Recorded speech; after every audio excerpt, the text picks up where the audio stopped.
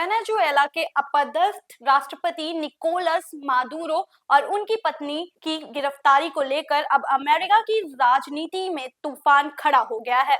यह मुद्दा अब सिर्फ विदेश नीति तक सीमित नहीं रहा, बल्कि अमेरिका के भीतर सत्ता, कानून और नैतिकता पर बड़ी बहस छिड़ चुकी है।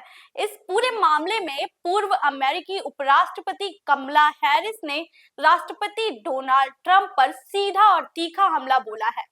हैरिस का आरोप है कि यह कार्रवाई ना तो ड्रग तस्करी को रोकने के लिए है और ना ही लोकतंत्र की रक्षा के लिए, बल्कि इसके पीछे तेल के आर्थिक हित छुपे हुए हैं।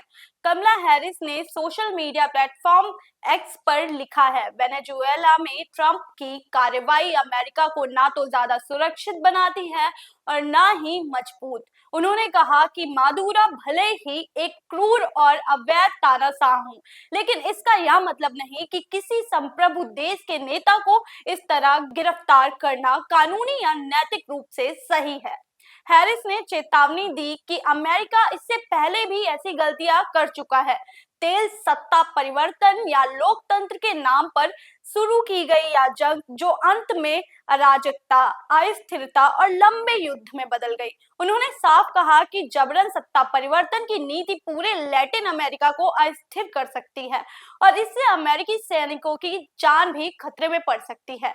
सबसे बड़ा सवाल यह उठ रहा है कि इस कार्रवाई का कानून आधार क्या है और अगर हालात बिगड़ते हैं तो अमेरिका के पास कोई एग्जिट प्लान है भी या नहीं। अब इस विवाद में न्यूयॉर्क सिटी के मेयर भी खुलकर सामने आ रहे हैं। उन्होंने मादुरो और उनकी पत्नी की गिरफ्तारी को युद्ध जैसी कार्रवाई का करार दिया है। मेयर ने कहा है एक्स पर लिखकर, उन्हें जानकारी मिली है कि अमेरिका ने वेनेजुएला के राष्ट्रपति और उनकी पत्नी को पकड़कर न्यूयॉर्क लाया गया और संघीय हिरासत में रखा गया है। उनका कहना है कि किसी संप्रभु देश पर इस तरह एक तरफा हमला अंतर्राष्ट्रीय कानून का उल्लंघन है और इसे युद्ध की श्रेणी में ही रखा जाना चाहिए। उन्होंने चेतावनी दी है कि इस कदम का असर न्यूयॉर्क में रहने वाले हजारों वेनेजुएलाई नागरिकों पर पड़ेगा, जिनकी सुरक्षा और भविष्य दोनों ही खतरे में है। इस बीच पूरे विवाद को और हवा तब मिल गई जब मादुरो की गिरफ्तारी के कुछ ही घंटों के बाद राष्ट्रपति डोनाल्ड ट्रंप ने एक बड़ा बयान दे दिया। ट्रंप ने कहा कि अमेरिका अब वेनेजुएला के विशाल तेल भंडारों को अपने नियंत्रण में रखेगा। गौरतलब है कि वेनेजुएला के पास करीब 303 अरब बैरल कच्चे तेल का भंडार है, जो दुनिया के सबसे बड़े प्रामाणिक तेल भंडारों में से एक माना जाता है। ट्रंप ने कहा कि अमेरिकी तेल कंपनियां वहां निवेश करेंगी और तेल क्षेत्र का पुनर्निर्माण किया जाएगा।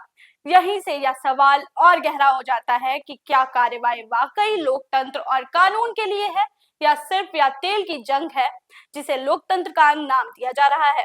फिलहाल अमेरिका की राजनीति दो धड़ों में बढ़ चुकी है। अंतर्राष्ट्रीय कानून पर सवाल खड़े किए जा रहे हैं और दुनिया की नजरें अब भी इस बात पर टिकी हुई हैं कि टकराव के आगे कूटनीति में बदल जाएगा या ये सिर्फ एक महज राजनीति है।